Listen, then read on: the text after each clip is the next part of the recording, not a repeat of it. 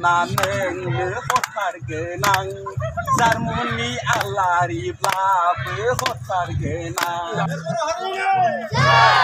Jai Baisagu Borainai Jai Hari ini Jai Baisagu Borainai Hai guys, नोंथांमोनखौ बयखौबो जोंनि ब्लगनि जानानै बैसागु गोदान बोसोरनि बरायनायजों लोगोसे नोंथांमोनखौ बयबो जोंनि ब्लगनि जानानै सिगाङावनो बरायग्रोनानै लाग्रोनाय जाबाय। दा नै कार्बि आंलंनि सिङाव थानाय लांहिन दख'रा बर' मोखां आफादफोरनि बानजायनायाव साननैनि हाबाफारि लानानै बैसागु फोरबो बरायनाय हाबाफारि लादों। दा बेयाव बायदिसिना गेलेनाय दामनाय देनाय बायदिसिना मोसानाय हाबाफारि जागोन हारिमु हान्जा सुरनायबो दिन्थिनाय जागोन। दा बेखौ नोंथांमोननो फारि फारिनो देखायलांबाय थानोसै हानायमानिखौ नोंथांमोना नायलांबाय थाबानो जाबाय। जोंजों हांख्रायहरनानै मानगोनां गोजोन आरो खौसेथिनि आरज प्रटेस्ट माननि आलासिया जोंनि गेजेराव दंफैखायो। बे हाबाफारिनो बाहागो लानो हानाय दिनैनि सेथि हाबाफारियाव बाहागो लानानै जाफुंसार होनो हानाय मेन पेन्डेल मेन गेट जामुंसालि आलासि गेलेमु बे हाबाफारिखौ बेखेवनानै होलांनाय कार्बि आंलं अट'नमास काउन्सिलनि एक्स-CM सुरत ब्रह्म सार बिथां बे हाबाफारिनो बाहागो लानो हानाय लांहिन मिउनिसिपाल बर्डनि मानगोनां चेयारमेन सार बिथां रंजालि बैसागु फोरबोनि गोथार बारदै सिख्ला फिरफिलाखौ दख'रा लांहिन दख'रा दुलाराय बर' फरायसा आफादनि मानगोनां आफादगिरि मुस्रि राकेश बर'आ बिर होनानै होबाय। दा नै गोजोन आरो खौसेथिनि थाखाय फारौ जरा बेरहोनाय हाबाफारि लादों। दा बे फारौ बेरहोनायजोंनो अराय सम फैनाय बोसोरा बैसागुनि गेजेरजोंनो मोजाङै मोजां बयबो सुख सान्थि थानो हानायनि अराय सम गोजोनै थानो हानायनि थाखाय फोरमायनाय जादों।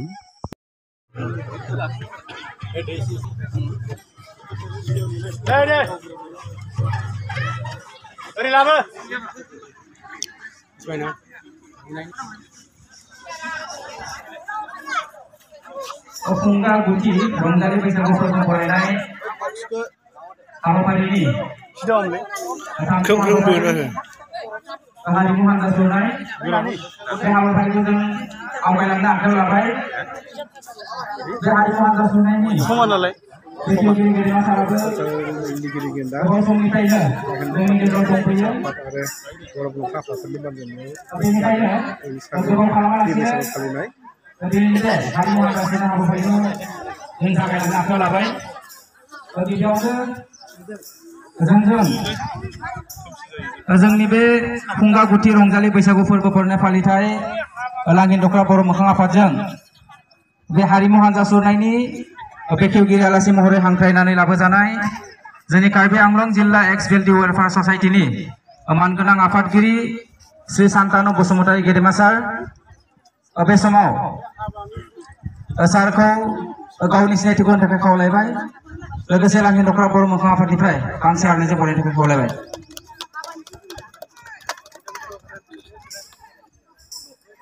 बे समाव गेदेमा सारखौ जोंनि दिनैनि बे हारिमु हान्जा सुरनाय हाबाफारिखौ बिबुंथिनि गेजेरजों बेखेवना होनो थाखाय गंग्लाय खावलायबाय।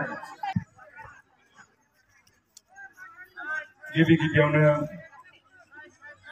गोथार फुंबिलि समनि आंनि अननाय सिबिनाय खुलुमनायखौ बयनिसिमबो जासिहरनाय थाबाय। दिनैनि बे लांहिन दख'रा मोखां आफादजों बानजायनाय फुंगा गुथि रंजालु बैसागु बरायनाय हाबाफारिनि थामथि हाबाफारि हारिमु हान्जा सुरनाय बे हाबाफारियाव नुजाफैनो हानाय कार्बि आंलं जिल्ला मोनफ्रोमबो मोखां आफादनि मानगोनां आफादगिरि नेहाथारि आरो बायदि बिबानाव थानाय बिबानगिरि दैदेनगिरि नोंथांमोन दिनै मोनसे हारि थांनानै थानोब्ला जोङो बयबो मिथियो गोख्रों जानोब्ला बे हारिया हारिमु आसार खान्थि राव बिनि मावनाय दांनाय गाननाय जोमनाय बेफोरखौ जोङो थिग खालामब्लासो एबा जों हमथानानै लाब्लासो जों बुहुमाव मोनसे गेरेमसा महर लानो हागोन। गाव सासे बर' हारिनि बर' बिमानि गोरबोआव जोनोम मोननाय हारि होननानै जों जुदि बयबो सिबिलाङो निस्सय बुहुमाव जोङो मोनसे गेरेमसा महरै सानसे समाव जोङो बेखौ गोग्गायै नुहैगोन एबा बयबो सिनायथि हागोन। बेखौ जोङो बयबो मिथियो। बेनिखायनो आङो खावलायगोन दिनै बे हानजा सुरनायनि गेजेरजों जाहाथे जोङो जोंनि राव हारिमु गाननाय जोमनाय संनाय खावनाय माखासे जोंनि ट्रेडिसन संनाय खावनाय जाहाथे गुबुना जोंनि संनाय खावनायखौ गुबुना जोंनिसो होननानै सेनानै लाङा गाननाय जोमनायखौ सेनानै लाङा बेफोरखौ नोजोरथि होनानै जाहाथे बाहायो।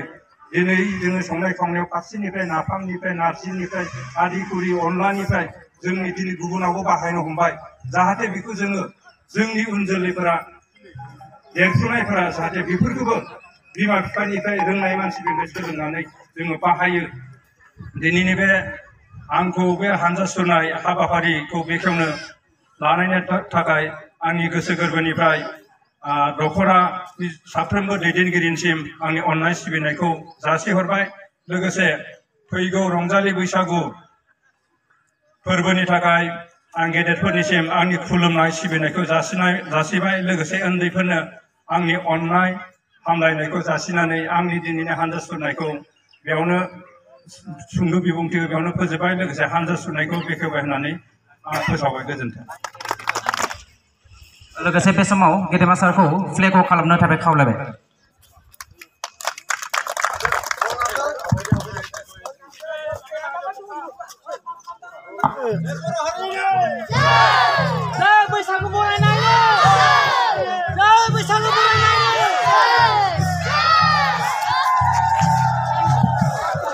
जाहाथे एसे गोजान गोजान थाबायलाङो गेप्सनो खावलायहरदों एसे गोजान गोजान थाबायलाङो।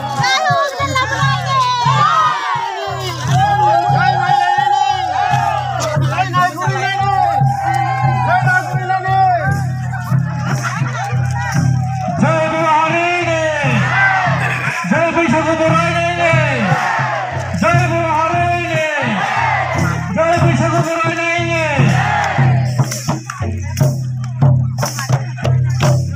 एसे गोजान गोजान जायगा थाबायलाङो हरै खावलायहरदों एसे गोजान गोजान थाबायलाङो बिनि थाखाय हरै खावलायहरदों।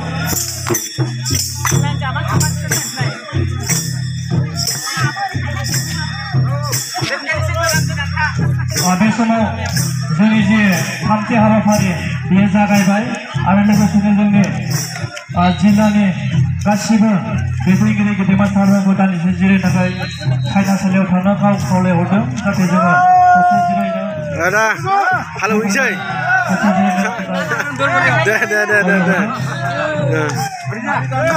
गासिबो जिल्लानि हानजा आफादगिरि नेहाथारि दैदेनगिरि गेदेमा सारफोरखौ दान्दिसे सायनासालियाव जिरायफैनो थाखाय खावलायदों।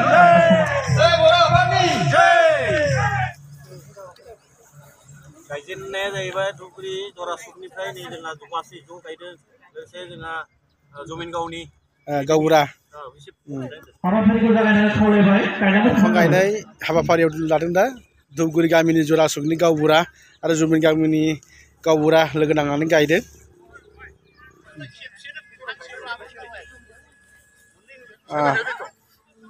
गरेमारि गामिनि गावबुरायाबो गायबाय नै भुपेनपारानि गामि बोरायाबो नै गायबाय दंफां गायनायनि हाबाफारियाव। बे धुबुरी गामिनि जरासुक गामिनिमोन नामा दाया ना बाथौपारानि गावबुरायाबो गायबाय नै।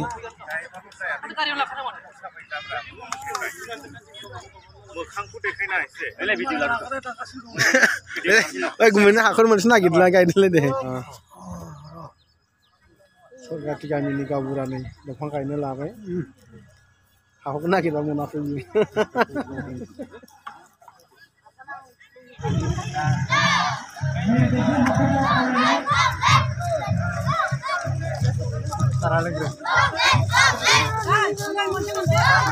बयबो लोङै लोङै थांजोबो हाबनानै जालांबाय था नोंसोर मोनाङाल' जालांबाय थादों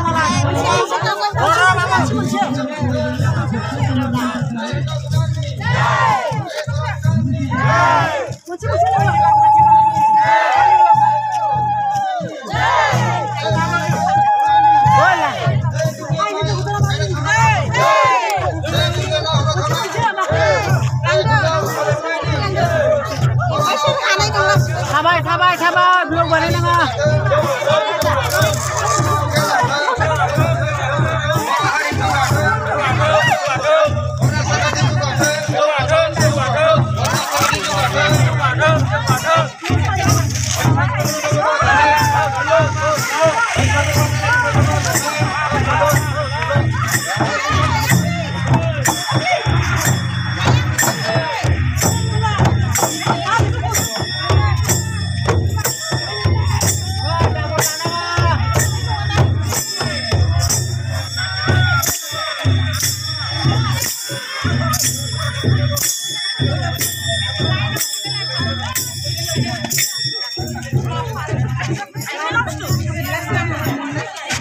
सामोनखो होनो नाखो बेसां मोनखो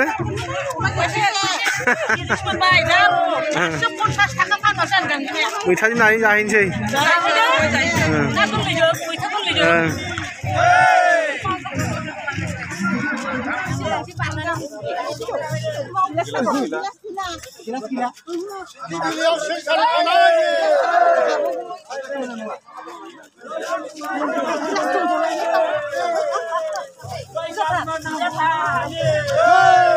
हारिमु हान्जासनाया जोबसिगोन सौफैखांबाय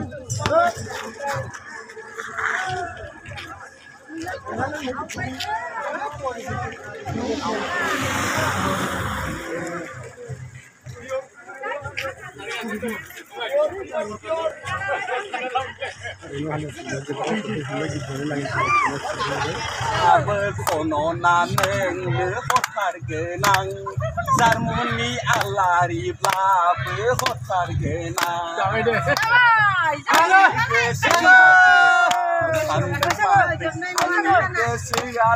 Nanggal kenca baiti sandene ma.